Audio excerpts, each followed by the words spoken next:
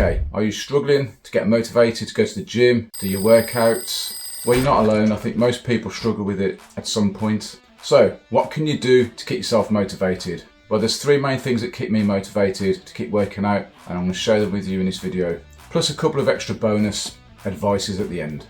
Okay, motivation number one, just staying strong. You know, I really hate the idea of getting weaker as I get older, which happens to all of us. So we can't stop that, but we can slow down muscle loss and we can slow down bone loss as well. And actually, if you're new to exercise, you can even build some muscle, okay, even in your 50s and 60s. And if you're like me, been lifting weights for a few years, it's a lot harder to build muscle when you get in your 50s and get stronger and stuff. But however, if you swap your exercises around, you can improve on those quicker than you would on the ones you're already doing. So there's always ways in which you can improve on something. So I want to stay as strong as possible for as long as possible.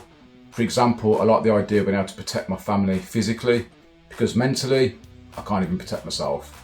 Set yourself mini achievable goals, okay, short-term goals. Doesn't matter if you're lifting more weights, running for longer, running faster, for example. Now, people don't really regret exercising, but they do regret not exercising, okay, unless of course you drop a dumbbell on your head.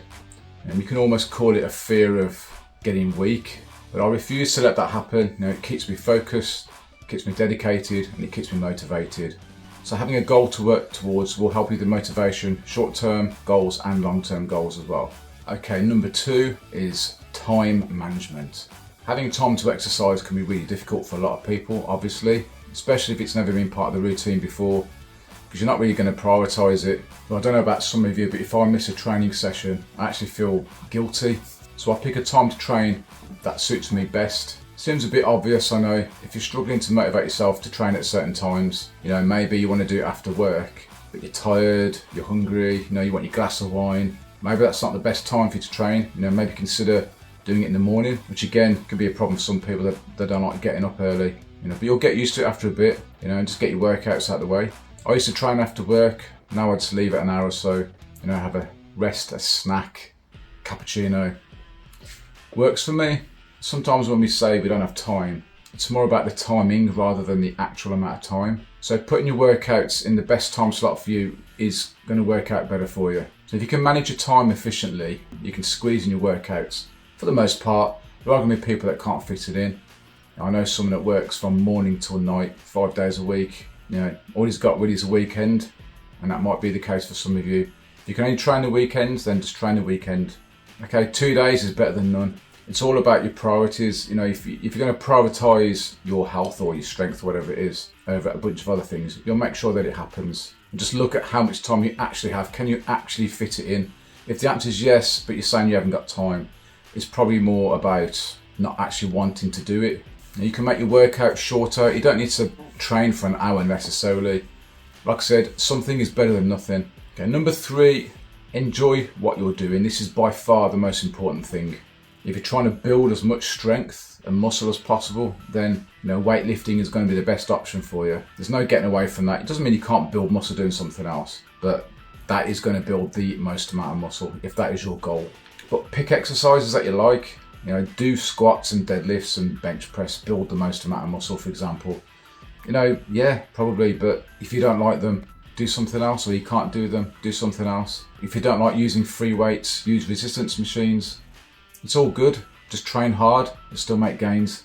If it's fitness or weight loss that you're after through exercise, well, you have a lot more options. You know, you got cycling, you got swimming, you got running, you got tennis, squash, badminton, kickboxing, boxing, sumo wrestling, dancing, rugby, you got volleyball, you got football, basketball, golf ball, darts. Doesn't matter, just pick the one you like. So I lift weights, because it's the only thing that I like. Only joking of course, but weightlifting is my favourite form of exercise. And by the way, don't worry about which type of exercise burns the most calories. Look, it's all about duration and intensity. Okay, calories burned is body weight times distance travelled. So, you know, does boxing burn more calories than dancing? Yes. Does dancing burn more calories than boxing? Yes.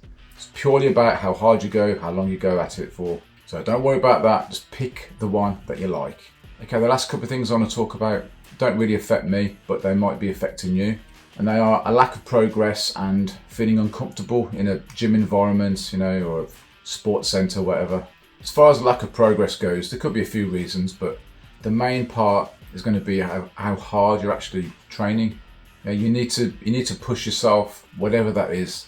If you're doing weights, more reps, more weight, more sets, for example. If you're going for a run faster, run longer, run uphill. Now, if you're not pushing yourself, there's no reason for your body to adapt. Okay, so that is going to be the primary reason why somebody won't be making any progress. Over a long period of time, you're going to have plateaus from time to time.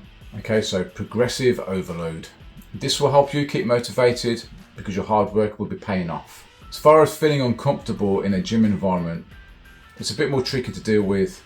But for example, if you're, I don't know, a skinny bloke and you're afraid of going to a gym because there's a load of big buff dudes there, trust me, they're not interested in you, they're only interested in themselves. Okay, they don't really care about some skinny dude in the corner on a pec deck machine. Okay, so don't be afraid of that. Just, you can look at these guys and just use them as inspiration for yourself. Maybe see what exercises they're doing, look at their technique. Likewise, if you're overweight and you're afraid of people looking at you and you just feel uncomfortable. Look, if people see you in a gym on a treadmill, for example, they're most likely going to be thinking, good on you for wanting to get healthy. And especially if you just keep that up and they see you dropping your weight over time. It's inspiring for people, showing that level of commitment, showing that you progress, and you might even get some compliments. Having a partner to train with as well could be a great way of keeping yourself motivated. Maybe you've got a family member or friends that will be interested in joining you on your fitness venture. I really hope this has helped a little bit. Still learning this YouTube thing, but if it has helped, I'd appreciate it if you just tap the like button and maybe consider pressing the subscribe button in anticipation for my next video. Thanks a lot for watching.